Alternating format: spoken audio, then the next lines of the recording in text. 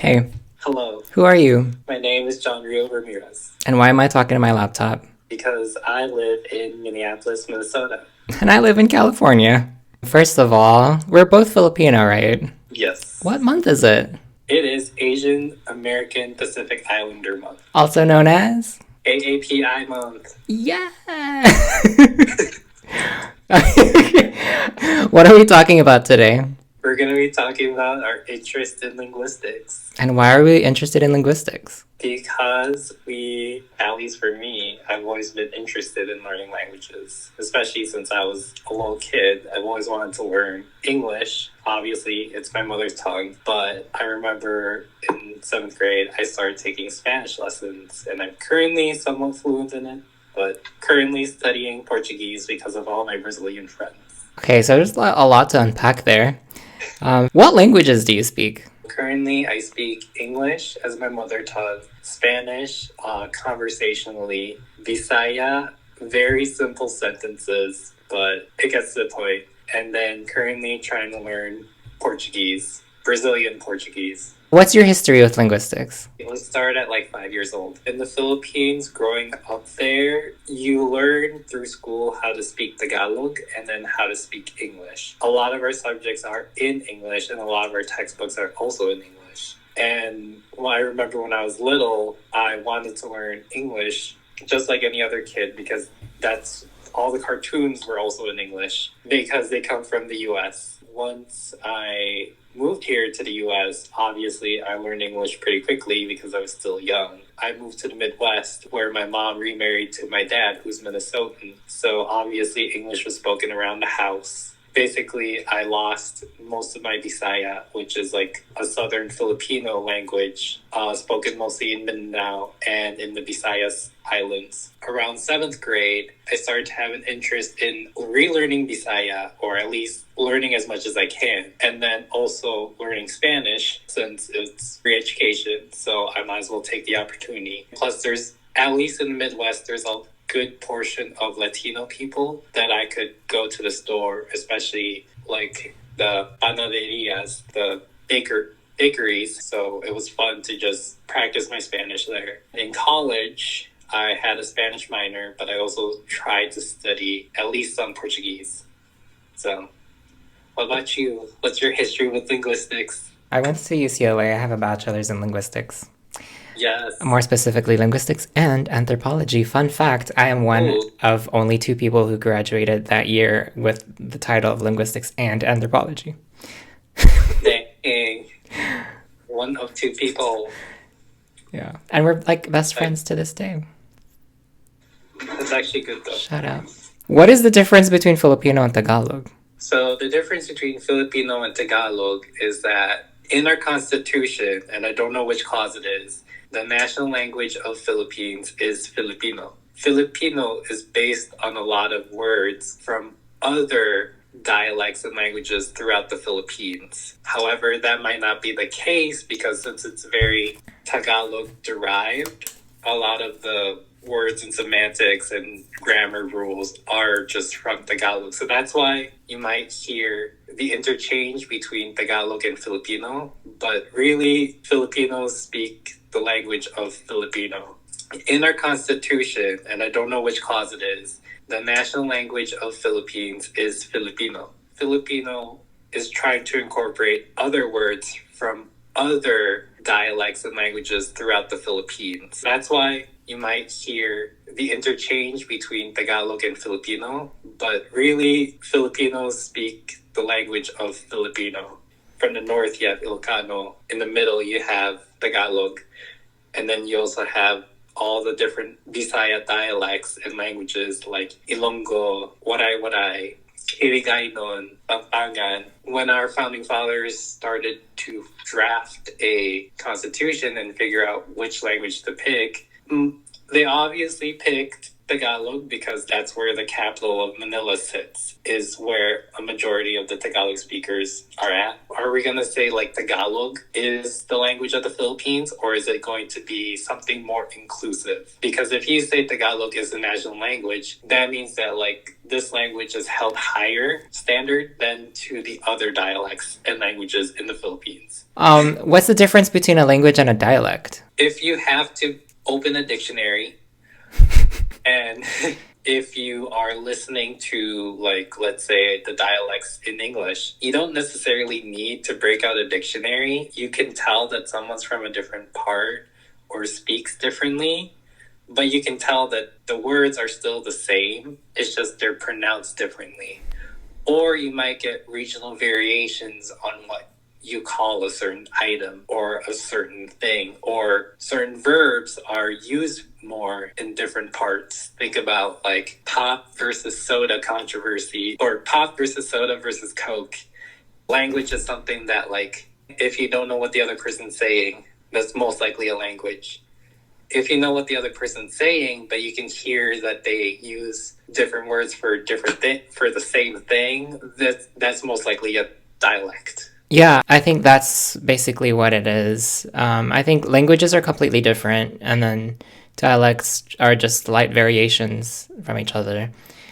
I ask because in the Filipino community, people like to say that Tagalog and Bisaya are dialects, but they're not. They're different languages. The reason why a lot of Filipinos are misled that Bisaya, Tagalog, Ilocano, and all the other languages are dialects is because when U.S. missionaries first came to the Philippines, they mistook that the other languages were just dialects of each other, like we could understand each other.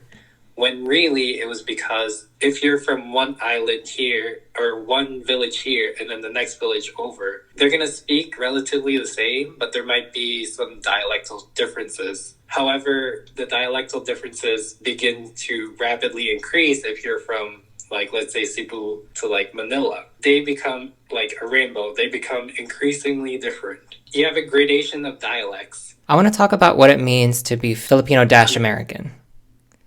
Yes. Because for me, I was born in America, I grew up here, but I feel like I've learned a lot about Filipino culture just because my parents not necessarily forced it on me. They were just kind of living very much in their Filipino lives, Filipino culture into America. So I'm a very lucky Filipino-American who can speak Filipino very well. I consider myself bilingual. However, some things that I kind of feel disappointed, not in anyone in particular, just that I was not able to learn about Filipino culture formally. I don't know anything about like Filipino history because the only history that I learned was American history.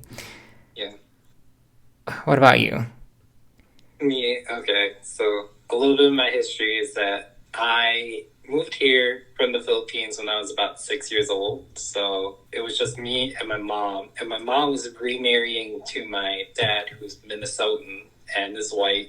Growing up, I've only spoken English in my house. Before that, before coming to the US, I spoke Bisaya because that's what my region in the Philippines spoke. Coming here, my mom would only speak to me in English, one, for her to practice, and two, because my dad didn't speak any other languages other than English. Quickly, I lost all my knowledge of how to speak Bisaya. However, I've always been in contact with my Filipino-ness or my Filipino culture, mainly because me and my mom have always returned to the Philippines every 4 or 5 years. I know where my grandma lives. I know, all my family members, at least all of my 14 cousins. They would sometimes ask me, it's like, do you speak Bisaya? And then I was like, no.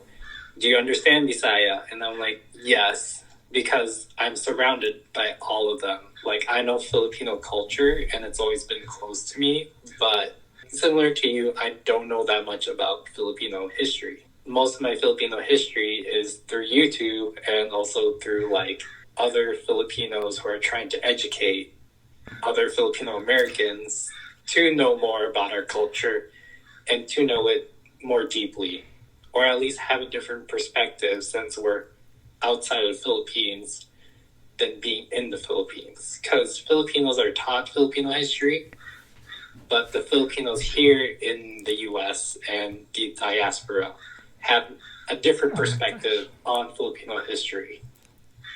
I'm so glad you brought that up because I feel like that's like what we're doing now. Yeah. Is bringing more exposure to Filipino-American culture. History. Yes. I mean, we can sit here all day and talk about our privileges because there are people out there who don't know anything about being Filipino. They live their lives being of Filipino DNA, but don't have access to that kind of information.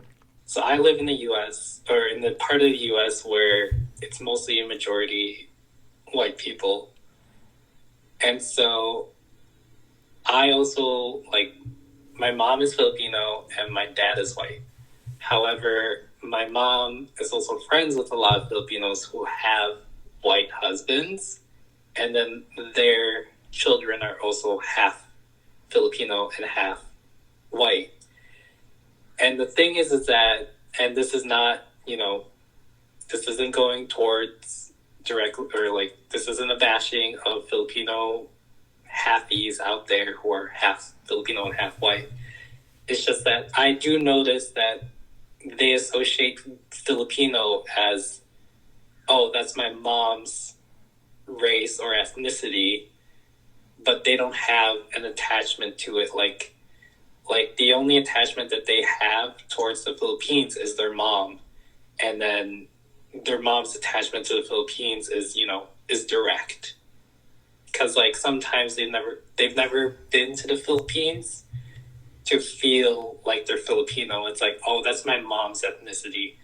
But for them, it's like, oh, I'm just half Filipino or half white. And they've never felt that Filipino culture in them because they've always been brought up by a lot of the white culture here in the Midwest. That's kind of something I really want to talk about because we're Filipino. But our experiences are completely different than those Filipinos who are living in the Philippines. And I think that's what makes AAPI month so important, so we can recognize those differences. What are you holding? My malong. What is that? What is it? My blanket. Mangon?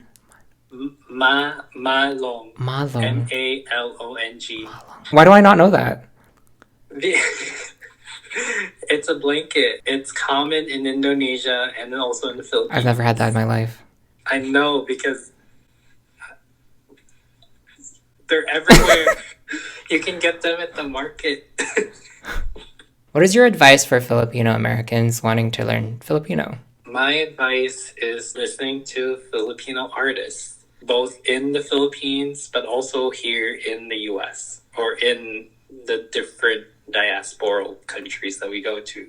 2 is to watch Filipino TV. Netflix is starting to put in more Filipino TV shows or series on there. Listening to it passively in the background will help you just to get used to the rhythm and the intonations of words. And then 3rd is to find a Filipino tutor. Obviously, your parents are your go-tos for, let's say, 1-to-1 translation words.